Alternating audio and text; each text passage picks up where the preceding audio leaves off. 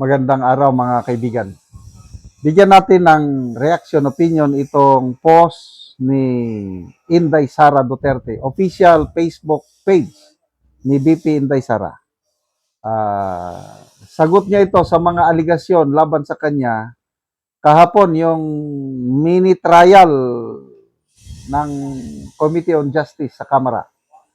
Mga kababayan, sabi niya, statement April 15, 2026. Mga kababayan, of all the lies thrown during the Committee on Justice mini trial on April 14, the one I personally take issue with is the claim made by a bar flunker and kidnapping suspect that I needed someone to help me get through law school. Kaya pala marunong mag-imagine, magsalita itong si Madria dahil nakatapos siya ng abogasya, kaya lang hindi nakapasa ng bar. At the same time, convicted sa kidnap or ransom gang nung una, na-acquit lang siya ng Supreme Court. So ngayon, nakakulong dahil na naman sa kidnap or ransom. Sabi ni BP Sara, I completed my studies on my own terms. I place a higher premium on living a well-rounded life rather than pursuing academic excellence. I never asked any professor for special accommodation for my grades because the bare minimum was easy enough to meet.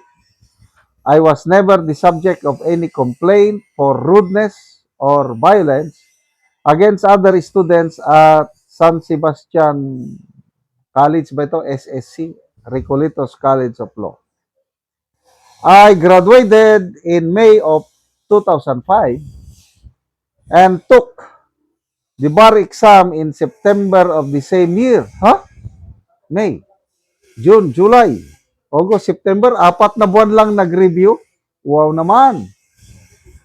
Something that had not been done before at SSC College of Law until my time. Mahirap yan eh.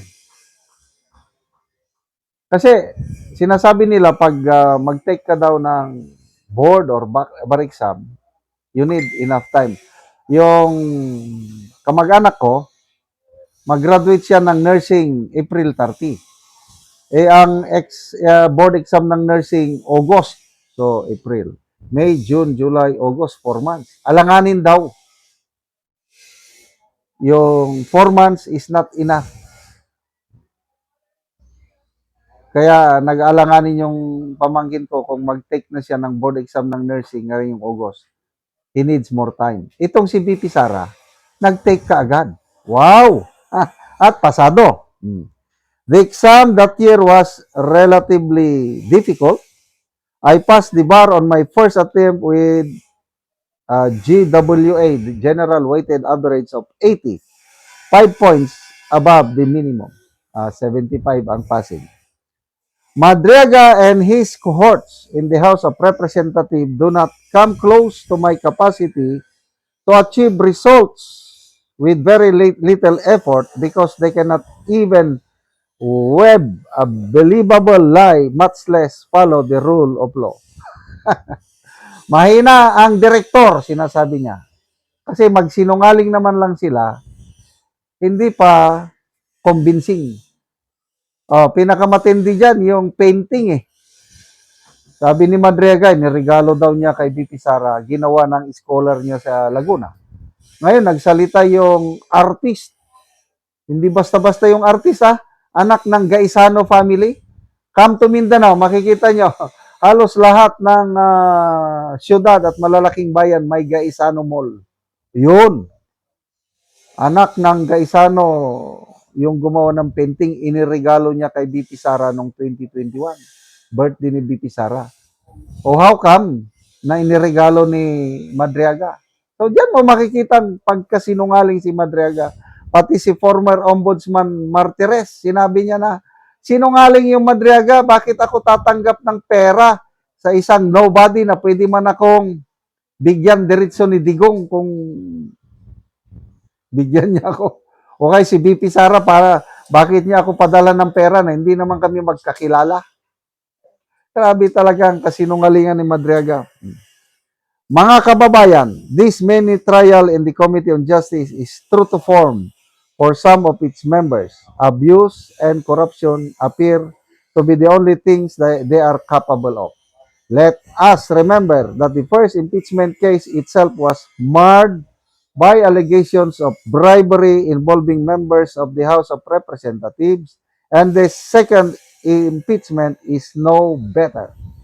The failure of the administration to provide relief in this price crisis is not due to lack of resources, but because public funds are being used for political maneuvering to avoid accountability for the most corrupt budget in our country's history. Thank you, Sara Z. Duterte, Vice President of the Philippines. Salamat, VP Sara.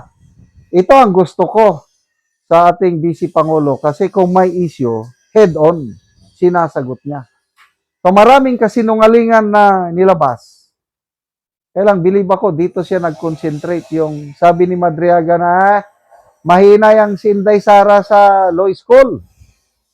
Kailangan pa niya ng tulong. Tinulungan daw ni Madriaga. O ano ngayon, Mr. Bar Planker.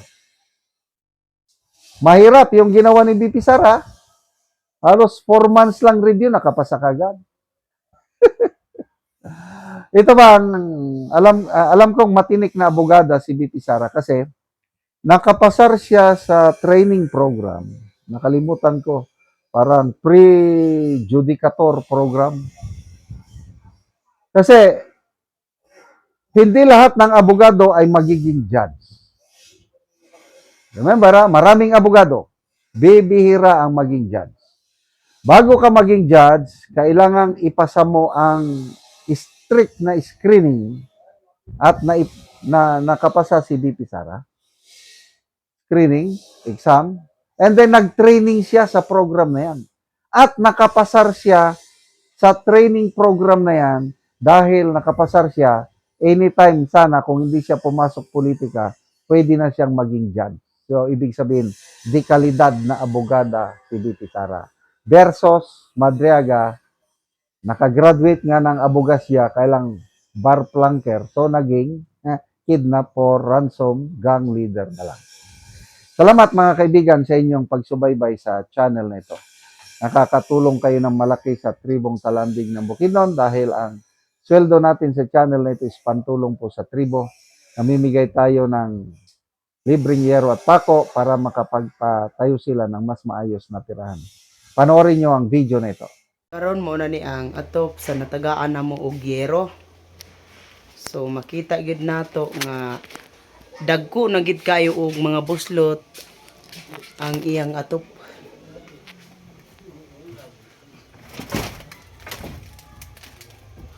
Ana gid kaayo tungod sa kadugayon na sa iyang atop, inani na gid ang itsura.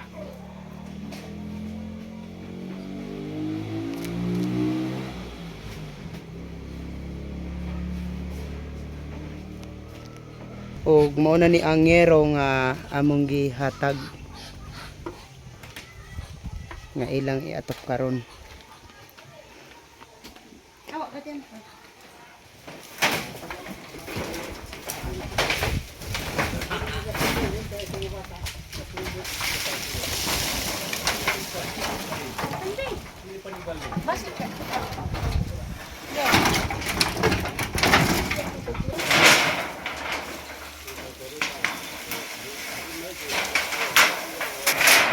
Sandy grabe. Doon si man nakakataas oh.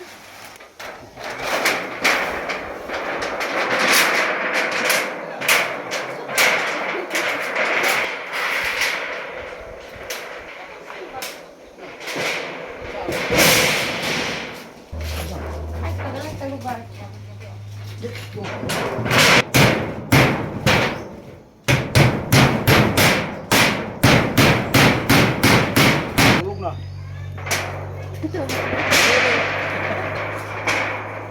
Tulog na rin ka. Ha? Og ug karon managyud sa pag-atop ang among ginahatag nga yero. Napulihan na gyud to ang ilang mga atop nga daot na. May lapon sa tanan. Salamat kayo nga naanyabot nga naay malmo nga kasing-kasing nga nitabang sa mua. Nga kung wala ning yero, maulanan gid mi perminti diri sa amo. Pero salamat kaayo sa dako kayo nga pagtabang sa mua nga malumong kasing-kasing nga tao. Salamat kayo and God bless. Salamat kayo sa nagtabang sa mua nga napulian ang among atop nga napulo ka tuig nga di na mi kaulanan. Oo nga naay malumong nga kasing-kasing na nitabang sa mua nga di na mi kaulanan. Salamat kay ante.